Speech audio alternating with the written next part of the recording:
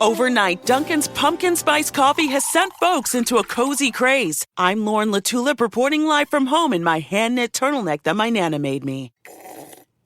Cinnamony. The home with Dunkin' is where you want to be. The holidays are here, and the Home Depot has everything you need to stay connected with smart home upgrades. Whether you're keeping an eye out for the big guy or keeping an eye on your family, the Home Depot has you covered with great tech, like the Ring Indoor Camera 2-pack with advanced motion detection, two-way talk, and color night vision. Plus, get your smart home devices the smart way with free delivery. Get holiday ready with seasonal savings happening now at the Home Depot. Subject to availability, see homedepot.com/delivery for details. The Tudors Dynasty Podcast. Hello and welcome back to the show. I'm your host, Rebecca Larson, and today I am joined by Bonnie Beadle, and Bonnie is the owner of the Katherine Parr Society. Welcome, Bonnie. Hello, Rebecca. Thank you so much for having me. I'm so excited to be on your podcast. Thank you. Thank you. I'm excited to talk about Katherine Parr with you today because for the longest time, she was my favorite of Henry VIII's queens, and obviously because she was Thomas Seymour's wife, I rank her all the way up there. It was only recently that she's been dethroned by Catherine of Aragon, and that's only because of all the episodes that I've done with Dr. Emma and Catherine that I've gotten to see her life a lot more through a different perspective. But I'm excited to talk about Katherine Parr with you. So to get started, why don't we just go back and why don't you tell the audience, why are you so fascinated with Katherine Parr? Well, it's really difficult. I like to pinpoint the exact moment where she just has taken over my life. But I grew up, my father, he had a library and he was really into history amongst loads of other things. So I think it's sort of been ingrained with me, this sort of loving facts and loving sort of things from the past. And then I think it was kind of, Richard III, I watched that amazing documentary and he kind of, I don't know, it just caught my attention. And then I slowly went to like Anne Boleyn, and then you just sort of slowly go through. I think Anne Boleyn has a lot to answer for. I think she does really sort of bring people in. And then I don't know what it is. Well, there is a painting of Katherine Parr, and it's a copy of I think the one that was in Sotheby's, and she looks quite young and she looks like my niece. And I know it sounds really weird, like there's something about her in that image that made me be like, oh, I kind of recognize this person. And then I think reading Alison Ware's amazing book about her, it's just, I literally can't tell you. I've just become incredibly fascinated in this woman. There's lots of ways that sort of she came to light. I've obviously known about them from school, but she is so fascinating. And every time I read or do more research, my admiration for her grows. I think she was such a fascinating woman. I think all of the queens are fascinating. I think lots of females in history are fascinating, but there's just something about her that's like caught my attention, and I really want to promote her to a wider audience. And she's just a really amazing woman, and I think it's high time that she gets her moment, and I think she's getting it now. So Yeah, I love that. I love your passion for her because obviously, as we already know, I'm a huge Thomas Seymour fan. So your passion for her and my passion for him should really come out in this episode. Well, I'm going to bring Katherine back to the top for you now. I love it. Let's get down. Let's talk about your visit to Sudley Castle and the chapel there, because I recently was just there in June for the very first time. And when I went into the chapel, it was just Nigel and I and one of the volunteers in there. And I remember the way I felt when I walked up and saw her tomb and how I was just awestruck. I was speechless. How did you feel? It's really weird because I don't want to sound weird, but I did get quite sad. I got quite emotional being there. I think actually being at Sudley, I think after learning so much about it, and actually you can just walk into history, you are walking the same footsteps.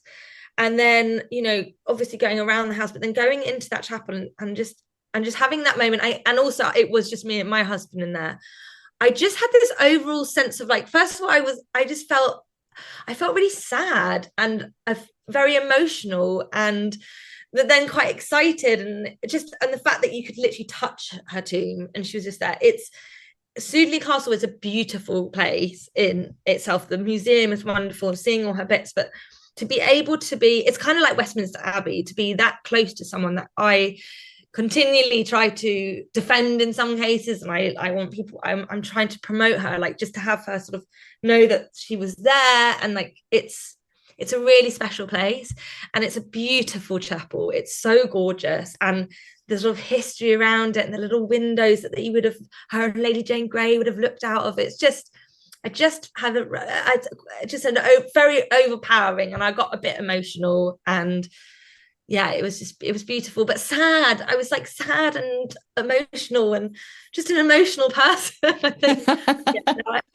It's really, I really suggest and strongly suggest that people go and visit her. I've seen all of the queens apart from Jane Seymour now, but it's so wonderful to be able to be that close to such an incredible woman. It's beautiful. It's so wonderful there. It is. And she's the only one of Henry VIII's 6 queens who has an effigy on her tomb. She's yes. Yeah, and actually quite a beautiful one. Very Victorian looking. I think it was Victorian, but it was, and the angels and sort of, and then they've got the sort of, obviously when they found her, because obviously the terrible things that happened after she was dead and with her body, it's really quite really very disturbing. It's always my Halloween pose, which is quite dark really. But the alabaster, the copy of the sort of the piece, I think, was it on the lead coffin that had her name on it, which had all the writing which showed that it was her. They had it on the wall there, but it's a beautiful, it's gorgeous, and then her sort of all the different shields, and it was gorgeous. And one of the things when I went to Sudley Castle, I really wanted to find the connection to Thomas Seymour, because it was his castle. It wasn't hers. I think sometimes people think it's hers all the time, right? Because she was the Dowager Queen, but it was actually his. And so wasn't he? Yes. Baron. Yeah. And so going there, I wanted to feel closer to him, because really Sudley Castle and Wolf Hall would only be the 2 locations that you could go. And even Wolf Hall, it's not there anymore. So it was just like standing on the land, which I felt nothing of him when I was there. So when I went to Sudley, I was really hoping to feel a connection to him, but I felt none. I only felt Katherine Parr. Yeah, I could feel her. Like, I know that sounds weird, but I could. I get it. Everywhere you went. Do you think it would be to do with, obviously she's such an important part, but I do feel we have discussed this, because Thomas Seymour, because of how people feel about him, it's almost like he's being removed from it, and she wouldn't want that. It was her husband. It doesn't matter what happened in life. It's almost like they're erasing him. Do you think that maybe? Yes, very much. And this is kind of a discussion I've been having with the folks at Sudley Castle too, about bringing Thomas back into the story, because it's like they don't even really mention, other than, oh, he owned it, or, he was the Baron of Sudley. Well, this was his place, He did it up for her. He made it beautiful for her pregnancy and stuff. Yeah. So, but we're not here to talk about Thomas. Well, he's very connected to her, so he'll probably pop up. Yes, well, it's inevitable. Anytime I talk about the Tudors, it's inevitable that I'm going to find a way to weave Thomas into the conversation. What Thomas had for breakfast? Yeah, exactly. Oh, Thomas lived near there at one time. It was 10 miles away. It's near. He lived in England. Right, exactly. So let's talk a little bit about Katherine Parr's life. Okay. So we know you're fascinated with her. We know there's so much more to her than meets the eye. And we can talk a bit about, too, some of the interpretations that we've seen of her. And I know this is probably the most popular topic right now, is Katherine in film, or Katherine in TV. And I loved Jolie Richardson in The Tudors. I absolutely loved her. I haven't watched Tudors. I don't even understand what you just said. I've watched the bits with I can't, I don't know, I've watched a bit of it. I don't know, I've not watched it. I'm so sorry. I need to watch. I've seen Jolie Richardson, and actually I think she is quite a good do I say she looked a bit too grown up, maybe? Yeah. But I think the idea of her being this very tall, elegant, beautiful blonde, I'm not sure, beautiful woman. I think she was good casting, but I haven't seen it. Oh my goodness. With what you say, I'm sure she was fantastic. I really loved the portrayal of her in The Tudors. And for me, that was the first time that these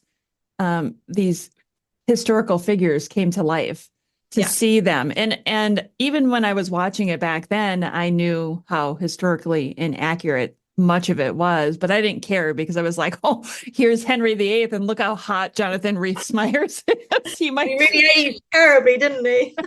He did. But it was really nice to see her in that role, and I do agree she did look a little mature for Katherine Parr, but beautiful. Yes, and she just has like the perfect demeanor for Katherine Parr to me, and I loved her interactions with Thomas Seymour in the show. I thought it was just perfect. And then, of course, oh, I'm sorry, I just cut you off. I'm going to have to watch it. Yes, you do. And then, of course, I'm going to jump forward to Becoming Elizabeth, which I have my own opinions on Becoming Elizabeth. But what did you think of Katherine Parr in that? I feel terrible because I'm not a critic and I should never critique someone's work, but I did not like, unfortunately, I did not like Jessica Rayner's portrayal of her.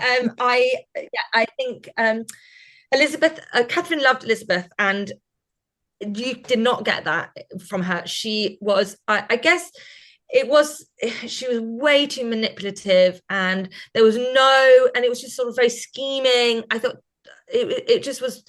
You didn't believe how much, because I truly believe that Katherine had such huge influence on Elizabeth, she played Jane Boleyn.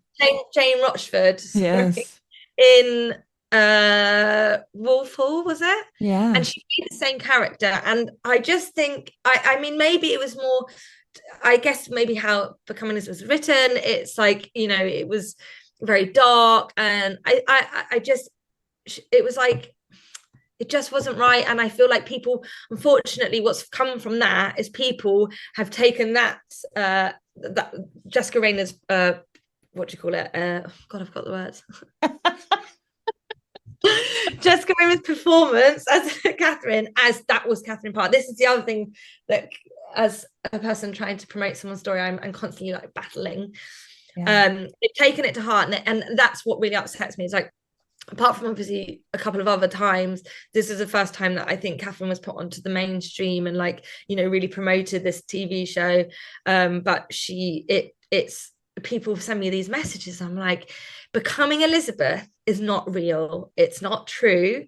It's from history, but the people are real. But this is not right. Like, please, you have to stop saying this stuff. Yes. They were like, she was manipulative. She was this. I was like, I mean, go get a book first of all and read it. But no, I just was really disappointed. I can't. I sometimes rewatch it because I love Tom Cullen as Thomas Seymour. I think he's fantastic. Yes. Just really great acting. Yeah, that's what we'll say. I think he was so well cast. And I thought Elizabeth, I think they were all well cast, but she just was it just wasn't right. I was like, come on, give her a cuddle or something. It was not, obviously I wasn't there, but I don't believe it was like that at all. Yeah, well, we know, obviously, I didn't agree with the writing on Thomas Seymour, and I'd interviewed the writer at the time before it came out, and she let me know, you're not going to like my take on Thomas Seymour. And I expected it because everybody pictures him as the villain and this pervert and whatever. So when I watched it, I wasn't too surprised at the portrayal of him. I did not like what they did with Katherine either. I thought it was just a way to tell the story. They were pantomime villains, I think. Yeah. The only thing with the Thomas Seymour, I agree. the only thing is, I think he was so well cast, because I think that if, say, Elizabeth did fancy him and thought, he was obviously gorgeous, Thomas Seymour, we know this, he was, he could write poetry, he could sing, he was like the perfect courtier. I think he was very well cast as that. He's such a handsome man, Tom Cullen. It was like, of course, you would just, if he gave you a bit of attention, you'd be like, oh. But I thought that sort of the casting was really good to unlike in Firebrand, he's not quite on the same level as Tom Cullen. Yeah. But now let's talk about Firebrand. And we'll have to say there's going to be a lot of spoiler alerts here because maybe you haven't seen it. I am in the US, so I luckily was able to see it when I got back from England in July because it came out here just as I arrived in England. So I got to see it months ago. I know it only recently came out in England. And when I watched it, I had read the book. I had read The Queen's Gambit by Liz Fremantle, and I loved it. I absolutely loved the book. The film, I went, what the heck happened? This is not the same as the book. I loved it. I read the book as well. The book was very different to the film in a sense, but I have had lots of discussions about this. I think so. At the very beginning of the film, there was this blurb, and it basically said that history is written, but we can make our own wild conclusions. And I seem to be the only person that's seen this. So people are saying, oh, if you did, no one knew what was going to happen in the end. I didn't expect that, but this was based on a book, but it was based on with historical events, but they were going to make it they were doing their wildest thoughts were going to come out of it. So obviously the ending is completely wild, but I think that was the only ending that film could have had. What else was she going to do? He was so horrible to her. I was willing. I was like, do it. Do You're eating your popcorn, just going, yeah. Throwing tomatoes. But I thought Alicia Vikander was perfectly cast. I was really lucky. I went to a screening of it, and she came and did a Q&A. Because when originally they said they cast her, I think she's an incredible actress, but I was very I'm very precious. I love Katherine Parr. I think she's wonderful, and I want this to be, if it's a movie and I'm going to tell all my friends to go and see it, to be like, this is why I like this woman. My sole focus is I really hope that she does a good job, because at this time, Katherine, it was all very internal. It was, it was a very, very scary time. And when she spoke, she had done so much research. She was quoting Lamentations of the Sinner. She was quoting her books.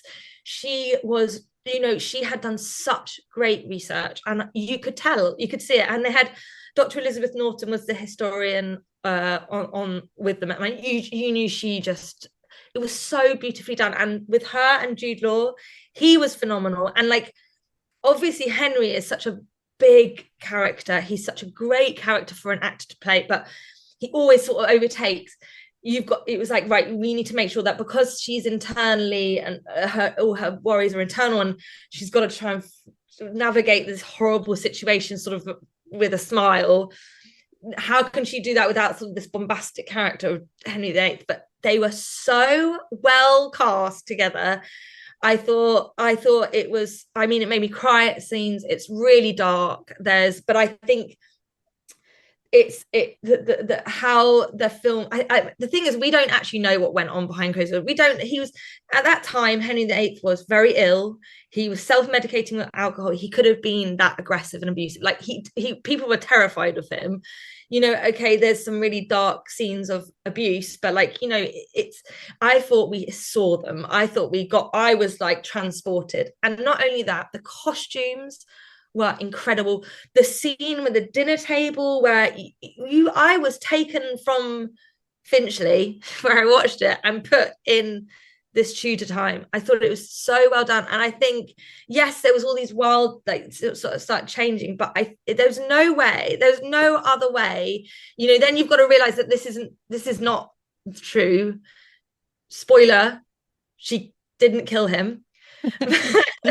I'm okay, so unless they did exactly what happened, which they could have done, they don't have to change her story. That would be, the ending would be different. But the fact is that with what they were doing was their story, their conclusion, and the sort of the build up to it. Like, and the fact that at the end, no one really cared. They all were just, no one questioned it apparently. And I thought I'm like, I'm going in like quite creatively and just being like, it was beautiful.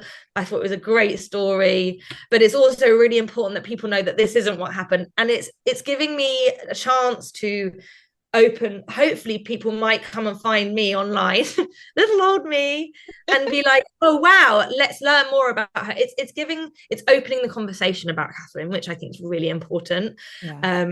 And I think I just really, and I'm not just saying that because I'm so like, oh my God, it's about Katherine Parr. Like, genuinely, I was concerned and worried. And actually I came out and I thought it was just great. I'm going to take myself out.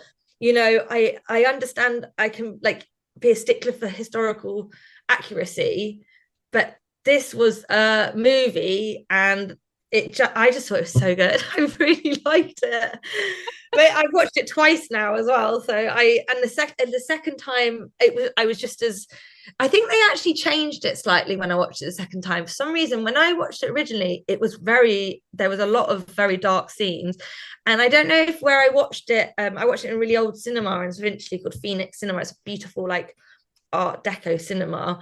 And it's the clientele are slightly older. I don't know if they took some stuff out because it wasn't quite as dark as I remember. It was dark, but I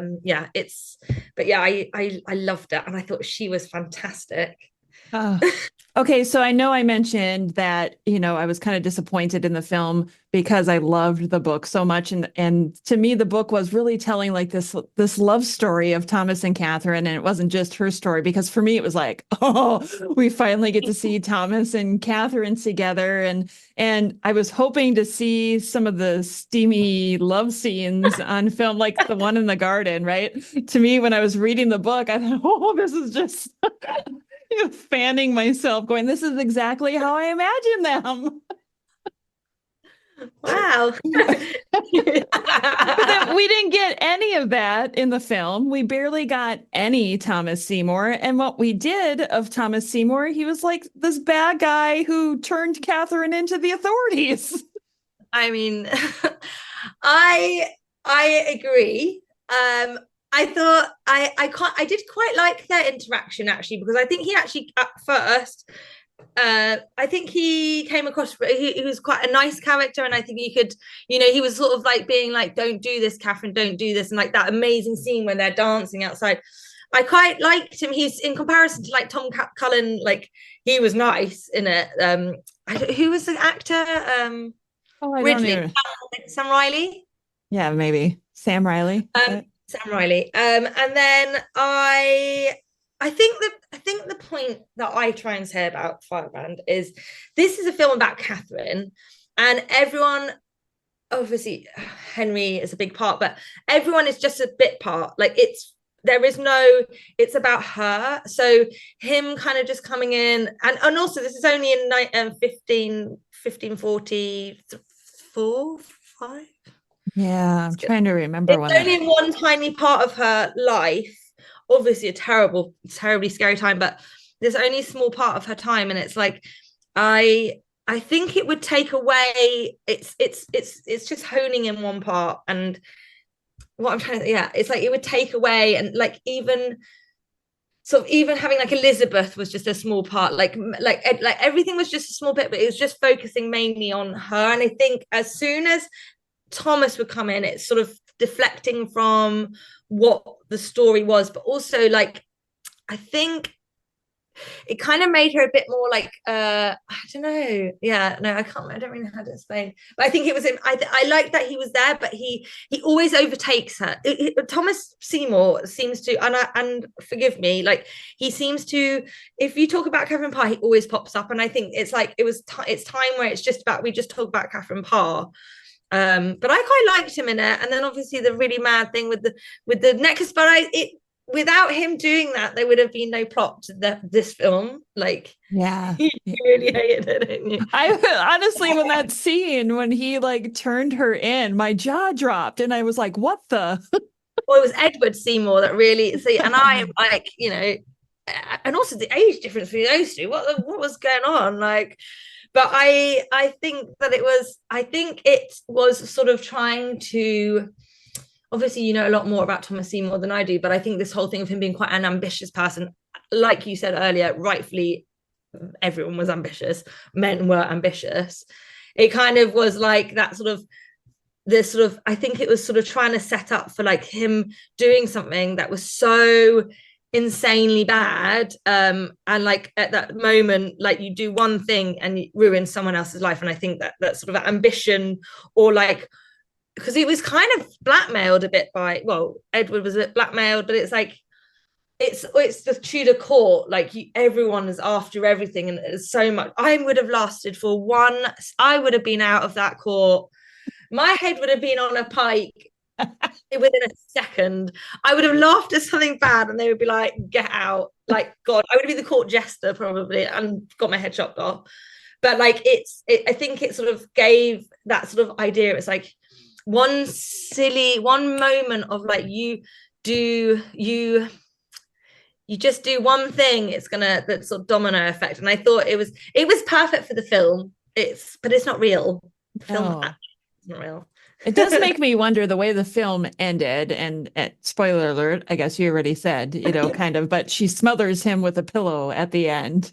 Oh no, it's just the arm, isn't it? Oh, was it? I thought she put a pillow over him too. I've only seen it once, so. She puts her, I mean, actually, Alicia Vikander is a lot taller than I thought she walked past me, but he and Henry, Jude Law's Henry, that's like big, one arm, and I'm like, but then he was a really old man. Yeah, go on, girl, go on. So that writing, she's got big muscles. She got her right arm. Well, right arm.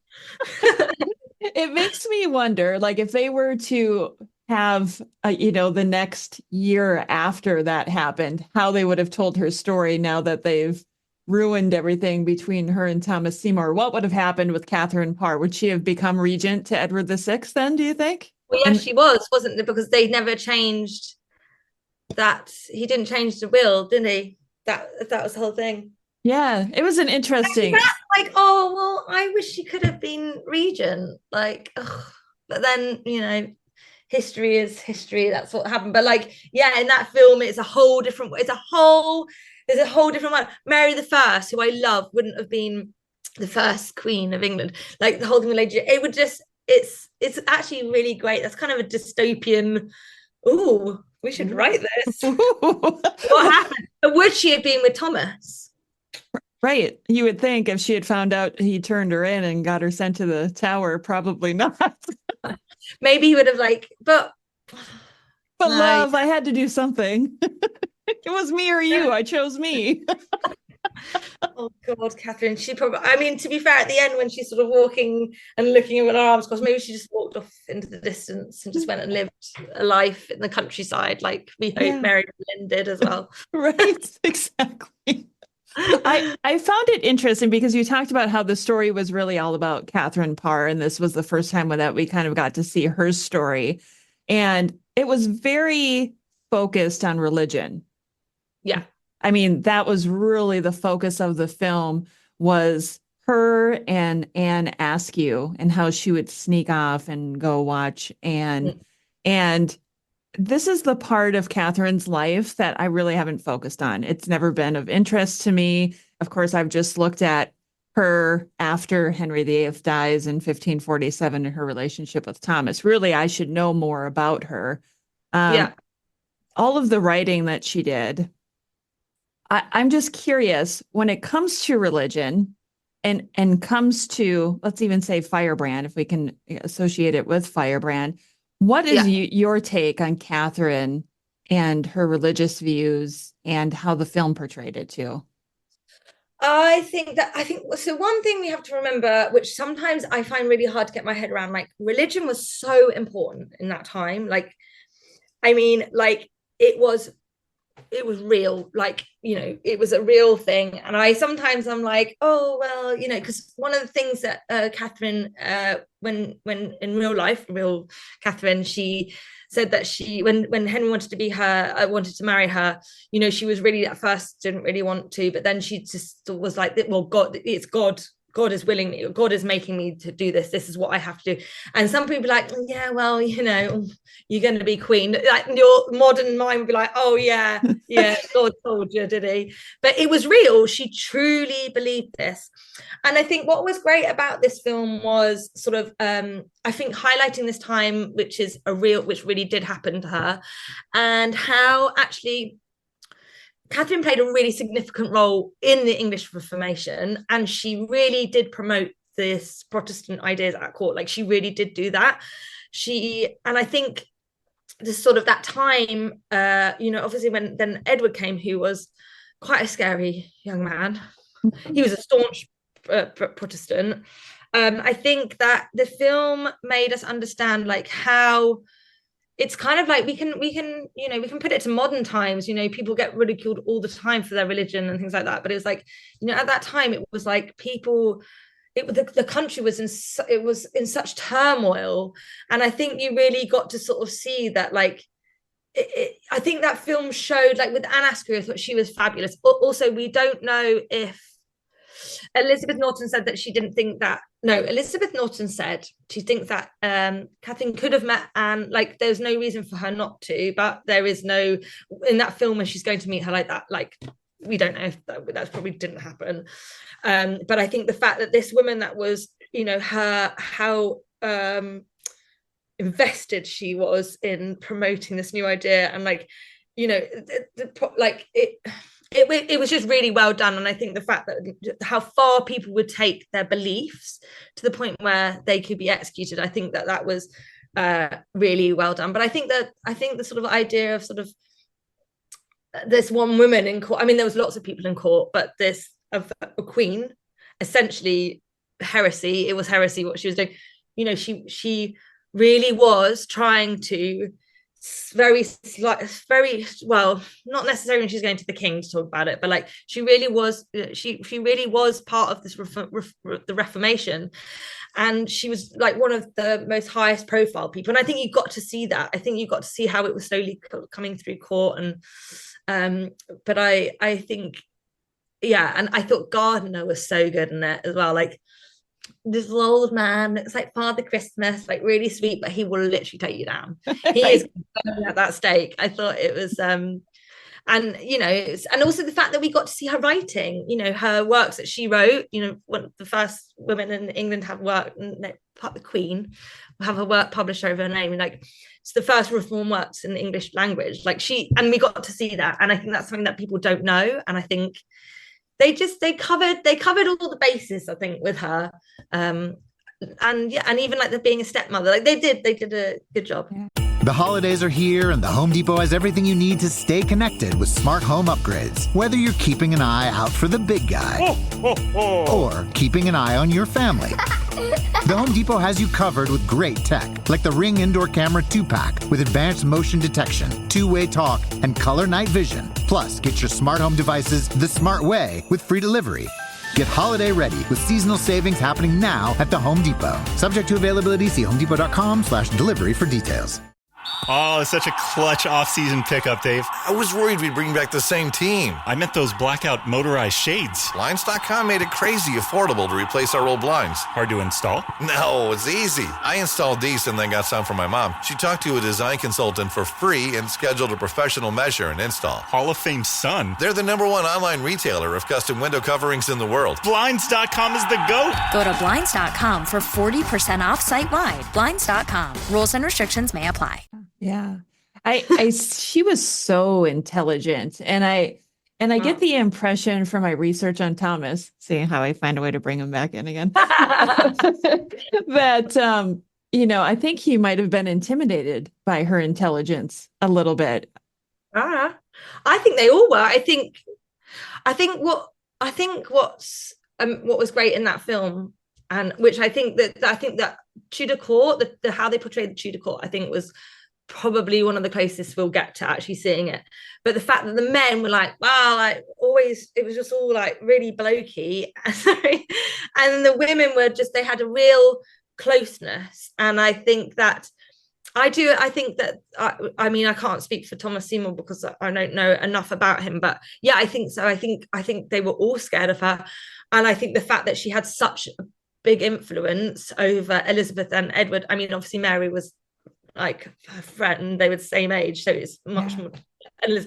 Mary is very different, but you know, to influence someone and to show she was a very influential, very smart woman, and she didn't do it in like it wasn't a horrible way. It was like, you know, look what you can do as a woman. And like her mother has a lot to answer for. Like her education was she was really amazingly educated. She learned languages, and like, you know, the people, there's people that went to court, like foreign diplomats, and they all just said how she was the queen. She was amazing. And I think it's true. Yeah, I think she was a very smart woman. And I think she also, what from my research as well, what they say is like watching, she kind of, her mum, so her dad died when she was young, and her mum took over everything, and her mum never remarried, which is very unusual. But her mum took a real interest in making like all of her brother and her sister, all of them had a great education. And it wasn't just sewing and stuff, it was, you know, learning Latin, it was learning languages, it was learning mathematics, it was like learning everything. And I think the only thing about her having such a strong female influence of her mum, obviously it's amazing, but at that time, women, we have to remember how we live now is very, very different to how they lived. And yes, being a strong woman is fantastic, and we want that, but like it was not normal. And I think that it's really important that, like, you know, yes, she was quite a strong-willed woman. I believe that but I also believe that has a negative effect of her maybe saying things that are out of line, behaving sometimes, you know, the fact that she sort of so when she's later on in her life, she's talking to Henry about religion, she's so passionate, it's like actually there's a bad thing of being sort of having that sort of freedom of speech, essentially. And I think she sort of reeled it in, but she also was diplomatic and she was smart. But I think she definitely scared a lot of men, and I think she paved the way for a lot of women. I think she was a huge influence on Elizabeth. They were very smart. They were bright. All these women were so smart, and they were like, you know, these people that weren't so smart sort of bashing them down. But yeah, I think I do. Perhaps maybe that's why Thomas was maybe later in her life not so nice to her. I don't want to say too much, but perhaps he was like, maybe it was too much to have such a we don't have to put that. We're not going there. I really know. I'm so excited to hear what you have to say. I'm like, I don't want to, I'm on the fence. I'm just sitting here. You know what? One of these days I'm going to finish this book, and then I can go around and tell people all of my research. Like once it's published, then I can talk about it, and I cannot wait for that. But you get in there, girl. You do that. It's coming. It's coming. I do want to talk briefly about her relationship with Catherine Willoughby too, because it really seems like they were really good friends. Would you call them best friends? Well, they were best friends. I actually did a post about Catherine Willoughby the other day, and I'm trying to focus on Catherine's ladies in waiting, but she was, I mean, Catherine Willoughby was a pretty outstanding woman herself, but yeah, they definitely had a very, very strong bond. I think with religion, they had the same religious ideas. I think there was, I think at this time we were talking about in regards to like Firebrand and stuff, when sort of she was going to get arrested, Elizabeth, Katheryn. I think that solidified their relationship. I think they were really quite scared, but I think that Katheryn I don't know if she got questioned. I know that they definitely tried to put Catherine Willoughby definitely was being pinned, like they were pinning Anne Askew on her. But I don't believe that Katherine Parr would have ever allowed anything to happen to her. But they were fabulous. And obviously when sadly she died, Katherine Parr died, she was given Mary was Thomas was obviously, I don't really know why he gave her the child, but I think it must have been, there was friction with the family, and he obviously went a bit crazy, and obviously Mary needed to be in a safe house. And I know that Edward Seymour had her first, but Katherine had this child, and really sadly there's letters and things where this is a royal child, this baby Mary needs to be looked after, and it's a lot of money, and really sad, these letters of Catherine Willoughby desperately just being to Edward Seymour being like, I need financial aid, I can't bring up to her. And I think it's really, really sad, but she's a fascinating woman, Catherine Willoughby. I think this is the thing about Katherine Parr, she had such cool women around her. I've been sort of doing a bit more research into them all, but they were amazing. But yeah, they definitely were very, very close. And I think to sort of navigate that time, I mean, you had to, you got to keep these people close to you. But I truly believe that when they were trying to pin the Anne Askew stuff on Catherine Willoughby was one of them, and another one of her ladies in waiting. There's no way that Catherine Parr would have ever let anything. The fact that they sort of protected Catherine, but it would have been vice versa. Yeah, but they're really cool women. They're really cool women. We'd like to have these girls as friends. No doubt. I would definitely like to have those women as friends too. Gosh, Bonnie, I feel like we've only just scratched the surface on this topic, so I think I'm going to have you back again. Yes. I will talk all day long. And maybe the next time I have you on, we can talk a little bit more about Thomas Seymour. Yeah, let's do it. I'd love to talk to you about it. I think it's been really nice speaking to you anyway, but I'm just really interested to talk about him and to talk about Katherine, to have a different view and opinion on that time. And so thank you so much. Yeah, thank you. Well, until we meet again, everybody, this is Bonnie Beadle. She is with the Katherine Parr Society. You can find her on Instagram. Are you anywhere else, Bonnie? I'm just on Instagram. I'm slowly branching out, but for now, one thing at a time. All right. Thank you so much, Bonnie. Thank you, Rebecca. Well, that concludes another episode of the Tudors Dynasty podcast. Thank you so much for listening. If you love the show and would like to show your support, please consider becoming a patron over on Patreon. That's patreon.com/Tudors Dynasty. As a patron, you'll get commercial-free episodes, early access, some patron-exclusive content, and even discounts on upcoming webinars and lectures. Head on over to Patreon today to find out more information. And for as little as $3 a month, you can show your support. Thank you so much for listening. Until next time. The Tudors Dynasty Podcast.